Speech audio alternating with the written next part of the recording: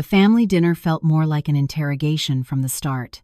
Tiffany sat on the edge of her chair, picking at a dry meatloaf with her fork. Opposite her presided Patricia, her mother-in-law, a heavy-set, loud woman draped in gaudy gold jewelry like a Christmas tree. Next to her, hanging on his mother's every word, sat Michael, Tiffany's husband. "Tiffy, dear, why aren't you eating your bread?" Patricia asked in a syrupy voice. "Is it too simple for you? You're one of those educated types, after all." "I'm just not hungry, Patricia," Tiffany answered quietly. She was used to the jabs. After 5 years of marriage, she understood that to her mother-in-law, she would always be the poor girl from the sticks. Despite Tiffany working as a lead engineer at a major surveying firm, while Michael drifted between gigs as an Uber driver, perpetually finding himself. "Well, we're hungry," Michael announced grandly. "Hungry for bigger things. Mom, tell her." Patricia set down her fork, wiped her greasy lips with a napkin, and looked at her daughter-in-law as if she were a cockroach. "All right, Tiffany, we've made a decision. A family council, without you, I'm afraid. You don't get a vote since you have no capital." "What capital?" Tiffany tensed up. "Financial capital," her mother-in-law snapped. "I sold my 3-bedroom condo downtown and the lake house." Michael took out a loan. "We're buying land, a prime lot in the Pine Ridge Estates community, and we're building a family mansion." "A mansion?" Tiffany was stunned. "What for? We're fine in this 2-bedroom apartment." "You're fine?" her mother-in-law interrupted. "That's because you've never had anything better than canned soup. I want to spend my golden years in dignity. I'll have a sunroom, a great room with a fireplace, and a master suite with a balcony. Michael will live in the guest wing. He'll have a pool table there." "And me?" Tiffany asked. A silence hung in the air. Michael averted his gaze. Patricia smirked. "And you, Tiffy, are nowhere." "What do you mean?" "I mean exactly that. You're not investing in this project. You have no money. Your salary is a joke." Tiffany earned more than her husband but never boasted, quietly saving it in her own account. "Therefore, there's no place for you in my house." "Michael?" Tiffany looked at her husband. "This is a joke, right?"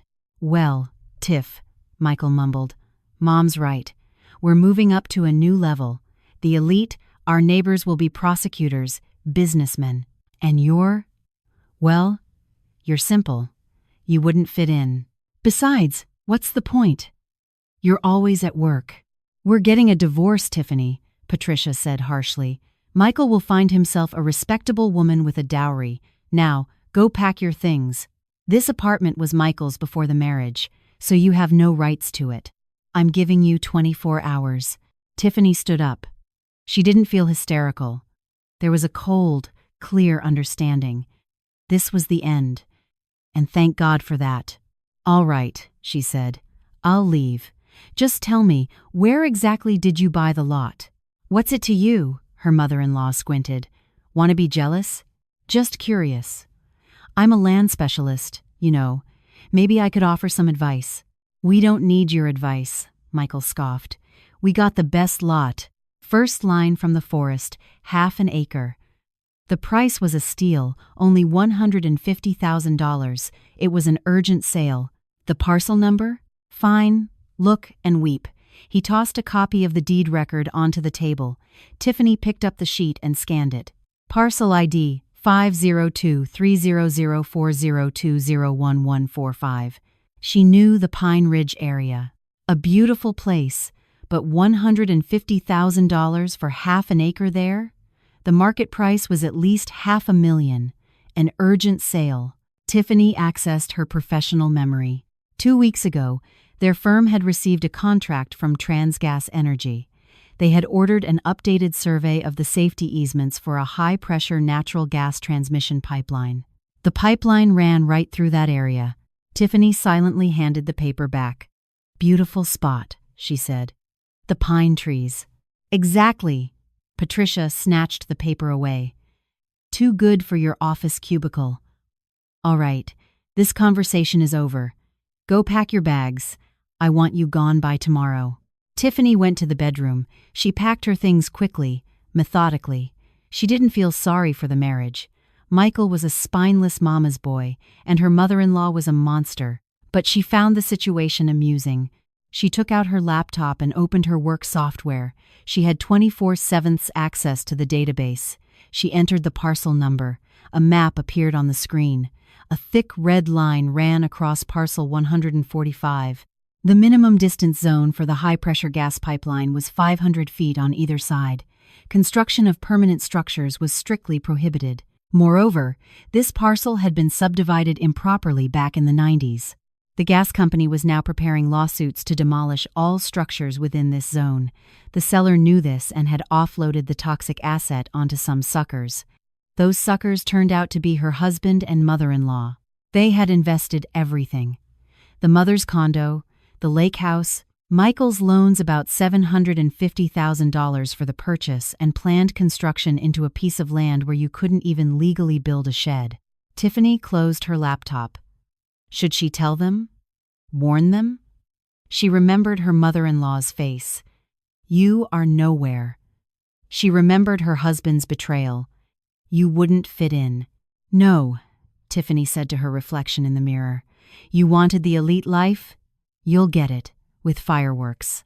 She called an Uber. As she left the apartment with her suitcase, she glanced back. Patricia and Michael were already drinking champagne, discussing what color tile to use in the bathroom.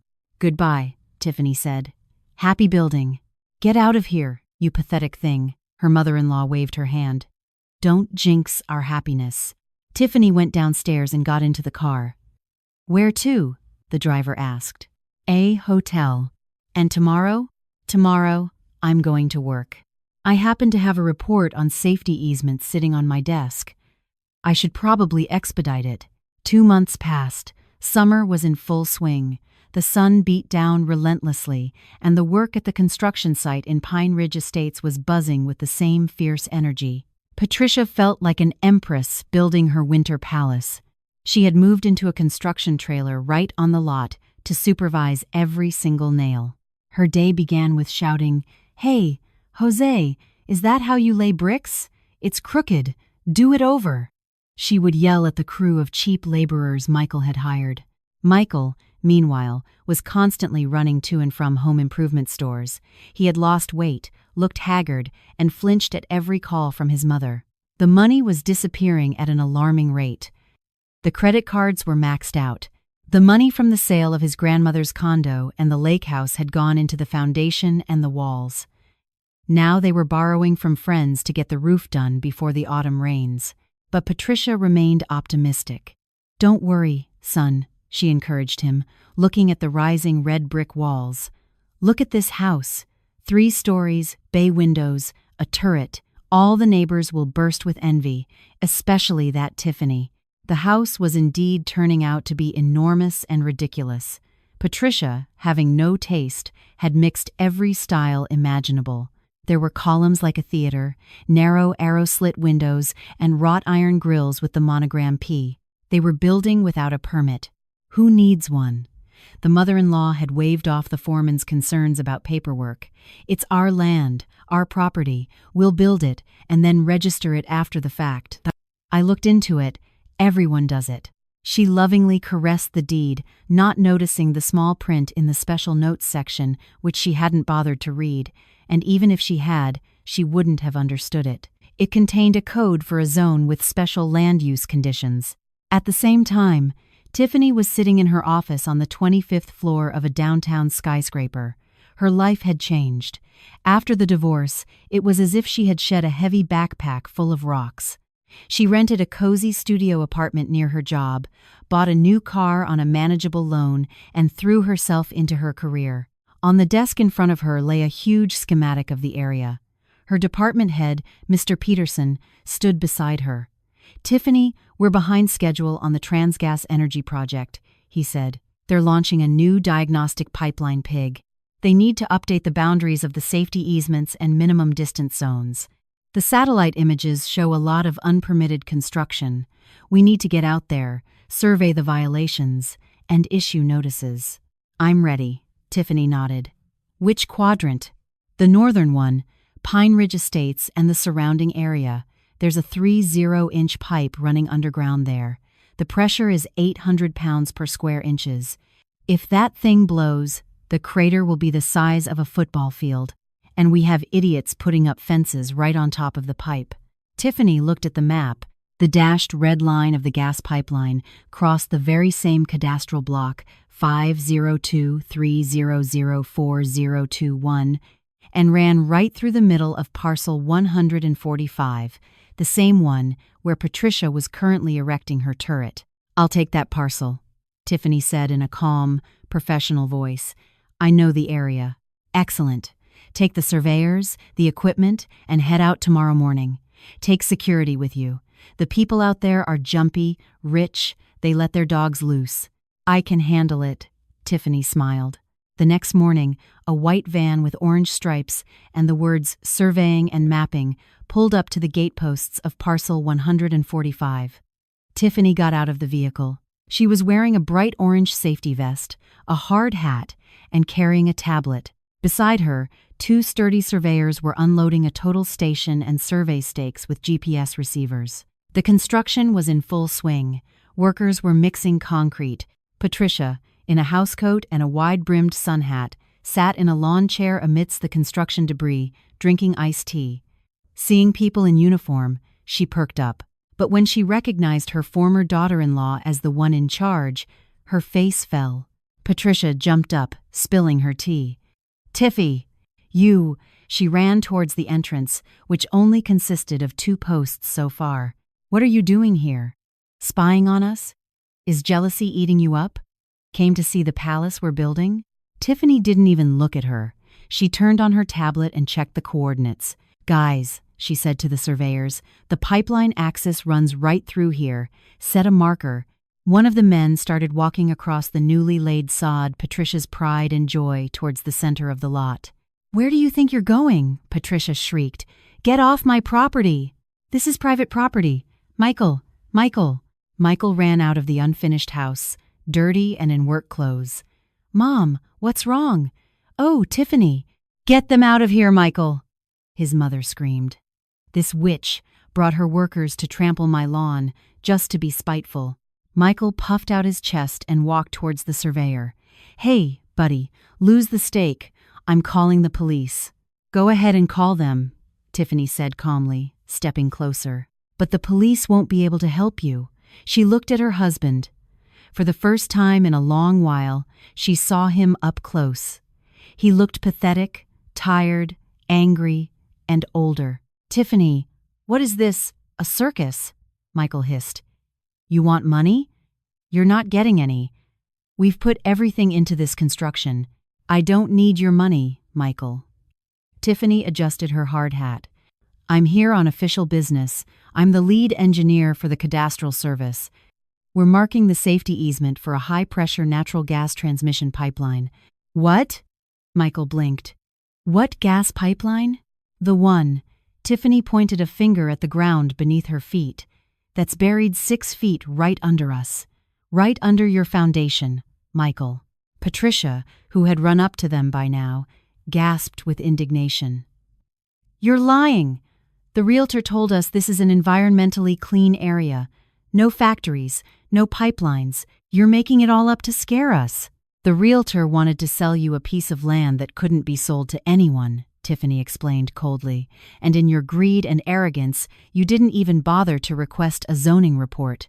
If you had, you would have seen the encumbrance." Tiffany gestured to the surveyor. "Set the marker here."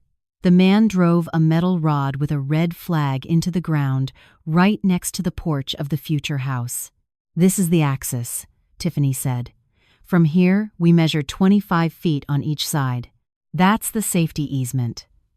In this zone, it's forbidden to dig, build, or plant trees. And the minimum distance zone is 150 feet. It's forbidden for people to reside within it." She swept her hand around their enormous, unfinished house. "Your house, Patricia, is located entirely within the potential impact zone. If the pipe ruptures, there won't even be ashes left of you." "It won't rupture!" the mother-in-law shrieked. "It's been there for 100 years, and it'll be there for another 100. And I won't let you tear down my house. I'm the owner here. I paid money. I have the title. Your title applies to the land, but with restrictions. Tiffany pulled an official form with a government seal from her folder. The use of this lot for permanent construction is prohibited by State Land Use Code, Section 5(6). She handed Michael the paper. This is notice number 245B to cease construction and voluntarily demolish the illegal structure within 30 days. Please sign to acknowledge receipt. Michael took the paper as if it were a hot coal. Demolish? His lips trembled. Tiff, what are you doing? We've sunk $750,000 into this. Loans, Mom's condo. I tried to warn you, Michael. Remember that night you kicked me out? I asked for the parcel number. I wanted to tell you, but you called me a broke nobody and told me to shut up. You snake. Patricia snatched the notice from her son and tore it to shreds. There will be no demolition. I'll use this paper for toilet paper. Get off my land. And take your clowns with you. She grabbed a shovel and swung it at the surveyor. Let's go, Tiffany commanded her team. Coordinates have been recorded. The existence of a permanent structure has been documented. Photographic evidence has been taken. Tiffany turned and walked back to the van. Tiffany! Michael shouted after her. Tiff, you can't do this. Have a heart. We were family. Help us. You're an engineer. You can figure something out. Reroute the pipe. Make a deal. Tiffany stopped at the van door.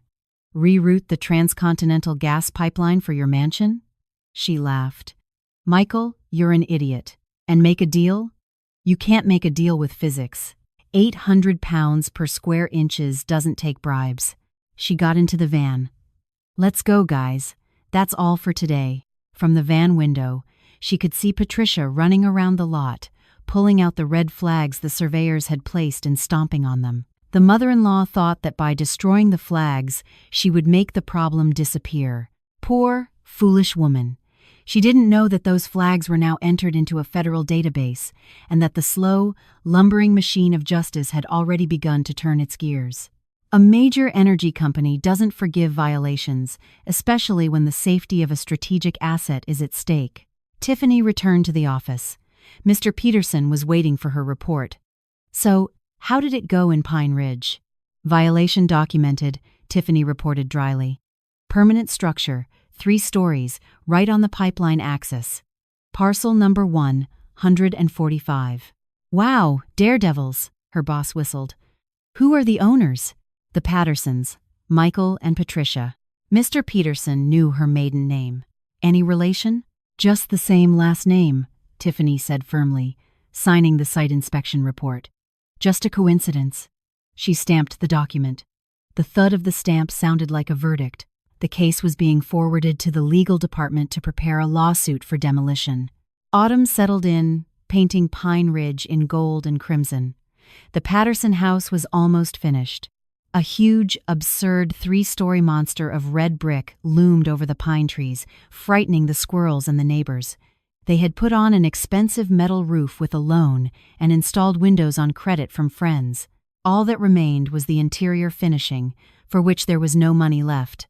Patricia wandered through the echoing, empty rooms like the Phantom of the Opera. She wrapped herself in an old shawl. There was no heating yet. Right here, Michael, she dreamed aloud. We'll hang a crystal chandelier. I saw one in a catalog, only $10,000. Michael sat on an overturned paint bucket. He looked terrible, unshaven, with red eyes, in a dirty jacket. Mom, what chandelier? We can't even pay the workers. They threatened to break the windows yesterday if we don't pay them. And the loan for the roof is overdue. The debt collectors are calling. Stop whining, his mother snapped. We'll sell my fur coat. We'll pawn it. The important thing is, we've built our home. We're landowners. We'll pay off the debts later, somehow. The bell rang at the new, real, wrought iron gates, the ones with the P monogram. Oh, that must be the gas company, here to install the meter, Patricia said cheerfully. I put in a request. Go open the gate, son. Michael trudged to the gate. It wasn't the gas man. It was a courier in a FedEx uniform with a thick envelope. Michael Patterson? Certified mail for you. Sign here. Michael signed. His hands were shaking. He tore open the envelope right there at the gate. Inside was a thick stack of papers stapled together. On top was a legal complaint. Plaintiff, Transgas Energy, Corp., Defendants, Michael P. Patterson, Patricia G. Patterson. Subject of lawsuit: demolition of an unauthorized structure located within the safety easement of a high-pressure gas pipeline, at the defendant's expense. Michael started to read. The letters swam before his eyes. Unlast, structure erected in violation of State Land Use Code, Section 56, creates a threat of a technological catastrophe. Demand that the defendants be ordered to demolish the structure within 30 days, in case of non-compliance. A penalty of $1,000 for each day of delay will be imposed. Who is it, Michael? His mother called from the porch. Michael looked up at her. His eyes were filled with animal terror. Mom, it's not the gas company. It's a lawsuit. They're going to tear our house down. Patricia ran over and snatched the papers. They're lying. They're just trying to scare us, she shrieked as she read the complaint.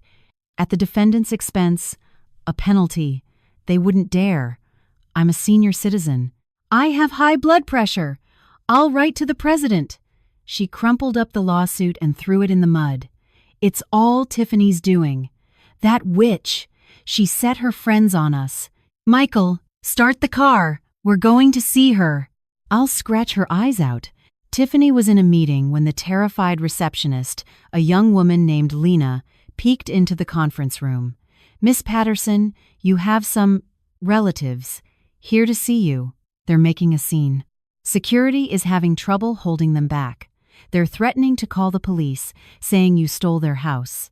Mr. Peterson, her boss, frowned. Are these the people from Pine Ridge? Yes, Tiffany sighed. Excuse me, Mr. Peterson. I'll handle this. She went down to the lobby of the business center. Patricia, disheveled and in muddy boots straight from the construction site, was screaming at a security guard, "Let me in! I'm her mother-in-law. She should be kissing my feet, not suing me." Nearby stood Michael, sullen and pathetic. Seeing Tiffany emerge from the elevator, looking stylish in a business suit, calm and confident, Patricia choked on her words for a second and then lunged at her. "What have you done?" "We got a lawsuit. Demolition." She tried to grab Tiffany by the lapels of her jacket, but security acted swiftly. 2 burly guards blocked her path. "No touching," the head of security said calmly. "Tiffany!" Michael yelled from behind his mother. "Withdraw the lawsuit. You can do it. You work there. Tell them it's a mistake. We'll be ruined. We have over $500,000 in debt. If they tear down the house, we'll be homeless." Tiffany stepped closer, but not past the line the guards had formed. "I can't withdraw the lawsuit, Michael. I'm not the plaintiff. Transgas Energy is. As a public official, I merely documented the violation." "You could have kept quiet," her mother-in-law howled. "You could have looked the other way. We were family." "I couldn't keep quiet, Patricia, because if that pipeline, God forbid, develops a crack under the weight of your palace and the gas explodes, people will die. You first, and your neighbors, and I would go to jail for negligence. I'm not going to prison because of your greed." "We invested everything," Michael sobbed. "Tiff, please, think of something. We'll move the fence. We'll pay a bribe. Who do we have to pay off? Your boss? How much? 50,000? 100? I'll find it. I'll sell a kidney." Tiffany looked at him with disgust. "Michael, you don't get it. This is a major pipeline, a strategic asset. The pressure in there is so high, it would blow your bribe to smithereens. Nobody will take a bribe for any amount of money. This is a matter of national security." "Damn you," Patricia hissed. "May you rot in hell with your maps. I'll hire the best lawyers. I'll take this to the Supreme Court. I'll prove that the pipeline is illegal." "Go ahead and try," Tiffany nodded. "But the lawyers will take your last dime, and the result will be the same, a court order for demolition and a bill for the marshal's work. My professional advice to you is to demolish it yourselves, right now. You might be able to salvage some of the building materials. You can sell the bricks, take out the windows. If the marshals demolish it, They'll just level everything with a bulldozer and send you a bill for the equipment rental, at least 100,000, probably more. Do it ourselves? Patricia swayed.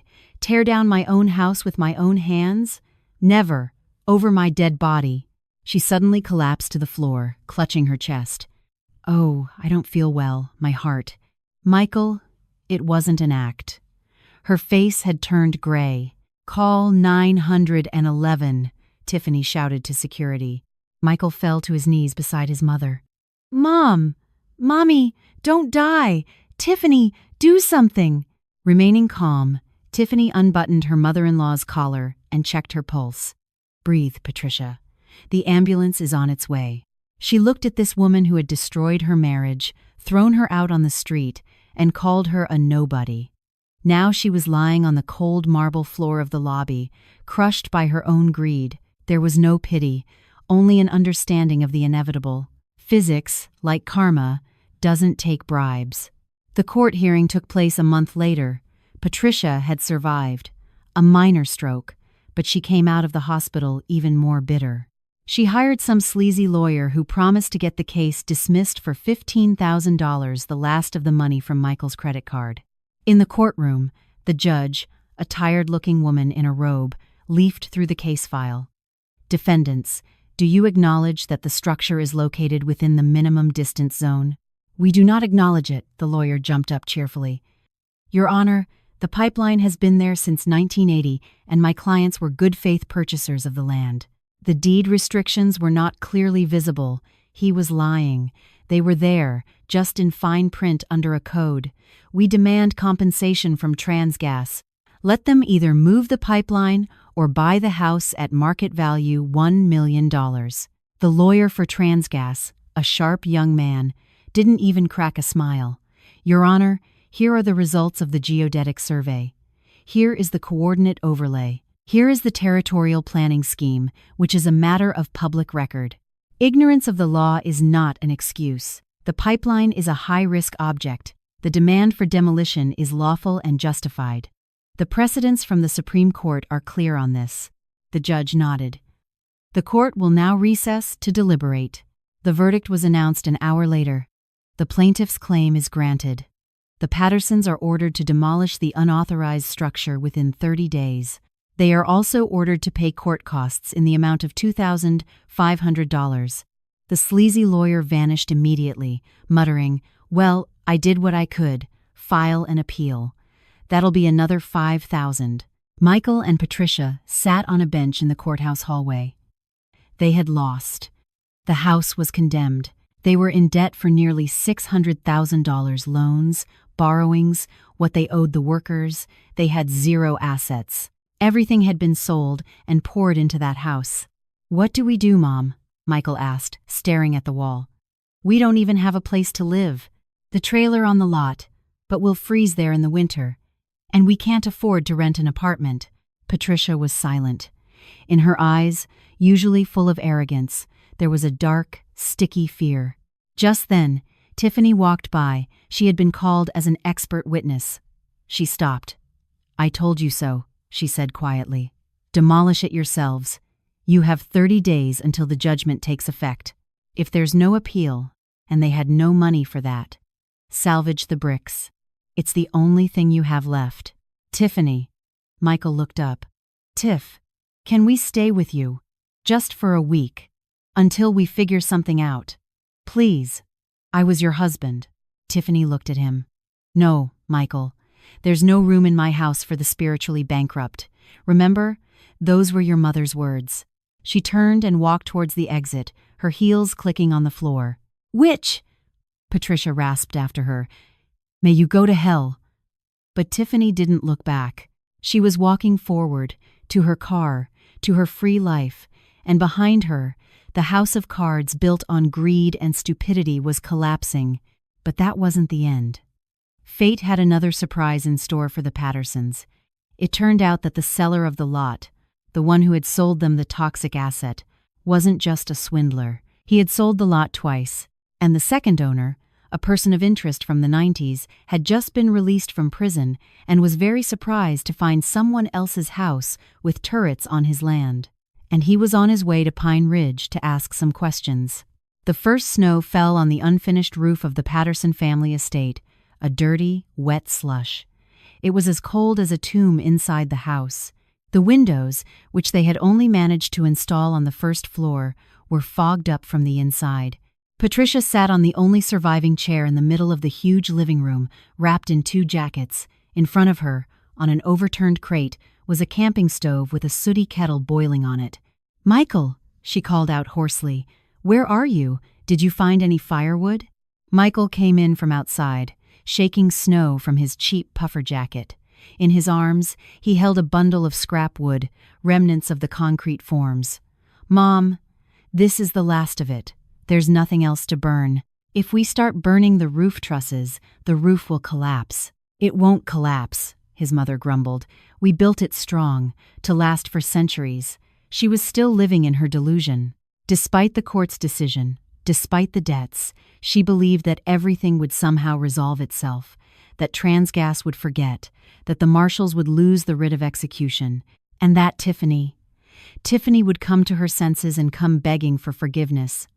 "Did the lawyer call?" she asked. "He called." Michael lowered his eyes. "He said the appeal was rejected. The deadline was missed. The filing fee wasn't paid. Mom, we have 1 week. Then the bulldozers are coming. We need to move our things and take out the boiler. It's expensive." "Don't you dare!" Patricia shrieked. "We're not taking anything out. This is my house. I'll lie down under the bulldozer. Let them run over a senior citizen." "Mom, we have nothing to eat," Michael said quietly. "I sold the snow tires to buy pasta. We need to go to the shelter, or to your sister's in Ohio, anywhere. We'll die here." At that moment, the heavy roar of an engine was heard outside. Not a car, but something powerful, a diesel. Then, the screech of metal. Michael ran to the window. "Mom, there are SUVs out there. 2 Escalades and a truck." "The marshals." Patricia's blood ran cold. "So soon? They said we had a week." "It's not the marshals," Michael whispered. "The marshals drive sedans. These are gangsters. The Gates. The ones with the monogram." The pride of his mother shuddered from the impact of a bumper. A huge black SUV with a bull bar simply rammed them, tearing the posts out of the uncured concrete. The vehicles drove onto the lot, their tires crushing the lovingly planted arbor vitae. 5 men got out of the SUVs, tough, bald, in leather jackets, the type of characters from the 90s who hadn't disappeared but had just gone legitimate, posing as private security or collection agencies. In the center stood a man in his 50s, in a cashmere coat with a gold chain as thick as a finger around his neck. His face radiated absolute power and a complete lack of pity. This was Marcus the Hammer Costello, the man who had run this area 20 years ago and had only recently returned from a long business trip up north. "Hey, who's living in the little shack?" he bellowed, looking at the house. "Come on out." Michael was trembling. "Mom, don't go out. I'll go." "No, I'm the owner. I'll talk to them." Patricia, driven by the madness of desperation, grabbed a fireplace poker and ran to the door. They stepped out onto the porch. Marcus looked them over with interest, a trembling little man and a crazy old woman with a poker. "Hello," he smirked. "And who might you be? And what are you doing on my land?" "Your land?" Patricia shrieked. "Are you blind, you gangster thug? This is my land. I have the papers. The title." She waved a copy of the deed record in front of him. The original had long been lost in the court proceedings. Marcus didn't even glance at the paper. He snapped his fingers. One of his goons came over and handed him a folder. "Your papers, Grandma, are from a printer. Mine is a certificate of land ownership from 1998. The old pink kind, you know." Marcus produced a worn document. "Parcel number 145, issued to one Marcus R. Costello. I bought this land when it was still just a forest. Then I had to go away for a while. And while I was gone, some clever little clerk in the county office re-subdivided my land and sold it to you suckers." "You're lying!" Patricia screamed. "We're honest buyers. We're in the registry." "In the registry? "You're a mistake," Marcus said calmly. "I was at the county records office yesterday. I pulled the archives. My title has precedence. Your transaction is null and void, but that's a separate issue. I'll deal with the clerk. He already owes me a kidney. The question is for you." Marcus took a step forward. "What the hell did you build this chicken coop on my lot for? Who gave you permission?" "This is a luxury mansion," Patricia said, offended. "This is a pile of bricks that's ruining my view. Maybe I wanted to build a stable here, or a swimming pool, and you've thrown up this monstrosity." He kicked the wall with his foot. "You've ruined the landscape, dug up the ground, made a mess." At that moment, another vehicle pulled up to the lot. A white van with orange stripes. Tiffany got out. She wasn't alone. With her was a U.S. Marshal, a young man who looked afraid of his own shadow, and a lawyer from Transgas, the same sharp young man from the hearing. They had come to serve the final order for forced demolition. Seeing the gangsters and the demolished gates, the marshal turned pale and tried to hide behind Tiffany. Tiffany, however, upon seeing Marcus, was not afraid. She knew this type of person. You couldn't show fear with them. "Good afternoon," she said loudly, approaching the porch. Marcus turned around. "Well, what's this delegation?" "The support group? Tiffany Patterson, cadastral engineer." She introduced herself, "And this is a U.S. Marshal. We're here by court order." "Regarding what?" Marcus asked with interest. "Regarding the demolition of this structure. It's located within the safety easement of a high-pressure natural gas transmission pipeline." Tiffany handed Marcus a diagram. "Here's the pipeline axis. Here's the exclusion zone. You can't build anything here at all. Not you, Mr. Costello, nor them. Not a stable, not a swimming pool. This land is dead. Encumbered by law." Marcus took the diagram, looked at Tiffany, looked at the house, looked at Patricia. His face began to turn red. "A gas pipeline?" he asked quietly. "So this land is worthless?" "Completely," Tiffany confirmed. "Except maybe for a vegetable garden. You can plant potatoes, but you can't build." Marcus slowly turned to Patricia. "So you two idiots bought my land from a swindler, built a house on it that you can't build, and now it has to be torn down?" "It's her fault," Patricia pointed the poker at Tiffany. "She jinxed us. She put a curse on us." "Shut up, old lady," Marcus snapped. He walked over to Tiffany. "Listen, gorgeous, I can see you know your way around a map. What if I leave this house here? I can make a deal. I have connections." "You can't make a deal with physics," Tiffany repeated her favorite phrase. 800 pounds per square inches. If it blows, the crater will reach the forest. "Do you want to live on a powder keg?" Marcus spit on the ground. "No, I want to live a long and happy life." "So, the land is a dud." He looked at the Pattersons. A nasty glint appeared in his eyes. "All right then, I'm out some money. I paid real cash for this land back in '98, and now it's worthless. Someone has to compensate me for my emotional distress." He walked over to Michael and patted him on the cheek, lightly but humiliatingly. "You, little man, and your mommy. You've been using my land for 6 months. You've ruined it with your concrete. You owe me." "We don't have any money," Michael cried. "We're bankrupt." "I don't need money," Marcus smirked. "I need building materials. The brick is good, I can see. The windows are vinyl, expensive. The roof, metal shingles." He turned to his men. "Boys, bring the truck around." Then back to Michael. "You have 24 hours to dismantle this shed, down to the foundation. Every brick cleaned of mortar and stacked on pallets. The windows taken out without breaking them. The shingles removed. Everything loaded onto my truck." "What?" Patricia gasped. "Tear it down ourselves? For you?" "Exactly," Marcus nodded. "That will be your rent payment for my land, and compensation for pissing me off. If there's a single brick left here by tomorrow morning, or if you break anything," he leaned in close to Patricia's ear, "I'll bury you both in the foundation, and no gas company will ever find you." He straightened up. "The clock is ticking. Get to work. The sun is still high. Marcus walked over to his SUV, took out a cigar, and lit it, watching the show. His men took out sledgehammers and crowbars and threw them at Michael's feet. Get to it, one of the gangsters said. Michael looked at Tiffany. Tiffany, he whispered with his lips only. Help me. Call the police. Tiffany looked at him, at the marshal who was trembling and pretending to study his documents, at the Transgas lawyer who was filming everything with interest on his phone. The police won't help you here, Michael, she said loudly. This is a dispute between private parties, and you have a court order for demolition in your hands. Mr.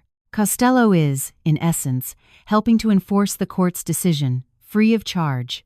It's a win for the state. She turned to the marshal. Please document the commencement of voluntary demolition. The defendants have begun the demolition process. The case can be closed. The marshal nodded eagerly. Yes, documenting. Demolition has begun. Tiffany walked to her van. She saw Michael, sobbing, pick up a sledgehammer and strike the wall of his family home. The first brick fell out. She saw Patricia, wailing, crawling on her knees and trying to gather the pieces of brick, clutching them to her chest. My house, my money, damn you all. The gangsters stood around, laughing. Come on, Grandma, get a move on. Take the roof apart, while it's still light out. Tiffany got into the van. Miss Patterson, don't you feel sorry for them? The driver asked, looking in the rearview mirror. Tiffany looked at the ruins, where two figures were scrambling around. I feel sorry, Walter. I feel sorry for the bricks. It was good material. And the people? You feel sorry for people when they have a tragedy. This isn't a tragedy, it's a lesson. She opened her folder and checked off the box next to court order enforcement in progress. Let's go. We have 3 more sites in the southern sector. They drove off, and in Pine Ridge Estates, until late into the night, you could hear the thud of sledgehammers and the howling of the former mother-in-law as she destroyed her dream with her own hands to save her own skin. Marcus sat in his car, listening to old-school rap and calculating how much he would get for the used brick. At least I'll make back the gas money, he thought. Karma had been served swift, cruel, and irreversible. But the finale was yet to come. When the last brick was loaded, and Michael had collapsed from exhaustion, Marcus walked over to them. Good job, you made the deadline.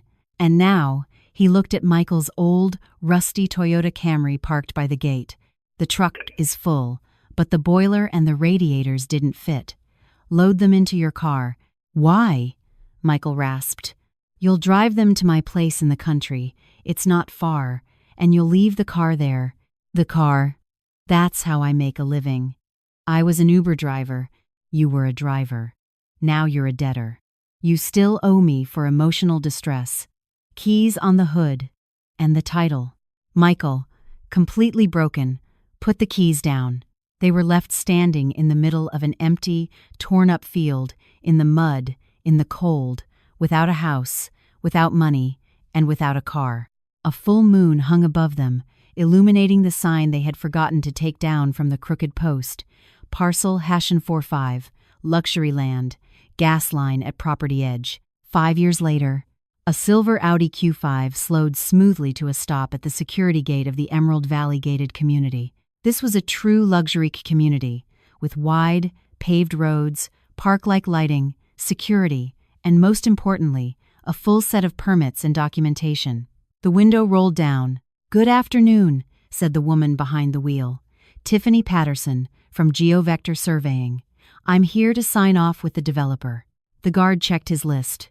Go ahead, Miss Patterson. They're waiting for you at the main sales office. Tiffany drove into the community.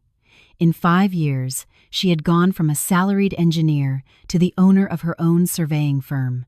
Her name in professional circles had become a mark of quality. If Patterson said, you could build, you could build.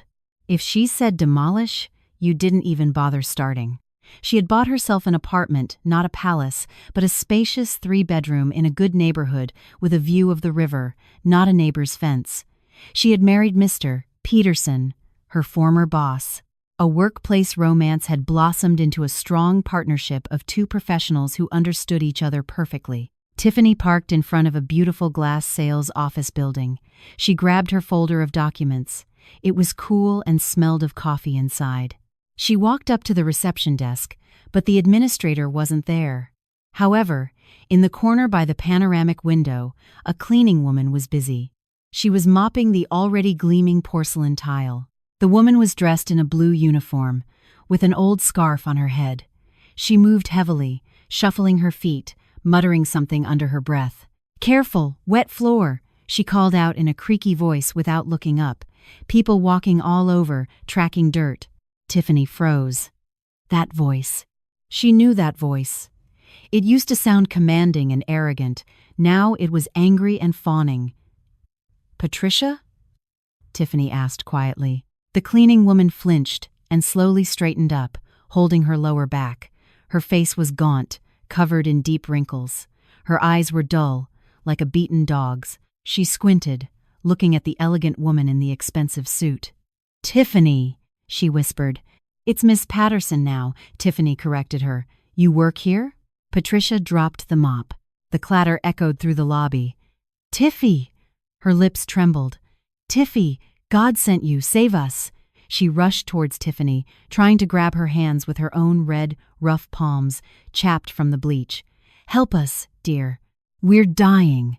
We live in a trailer on a construction site in the next town over. Michael's become an alcoholic. He works here as a laborer, digging ditches. They don't pay him much, and he drinks it all away. The court garnishes my Social Security for the demolition debts. We're destitute, Tiffy. You wanted the elite life," Tiffany said calmly, taking a step back. "Well, here you are, living in a luxury community, among rich people, just like you dreamed." "Don't mock me," the former mother-in-law wailed. "We're living in filth. I mop floors for pennies. Tiffy, you're rich now, I can see. Give us some money, just a little, to rent a room, or take us in. I'll clean, I'll cook. I'm a grandmother, I can watch the grandkids." "I don't have any children with Michael, thank God," Tiffany cut her off. "And my children call another woman grandma."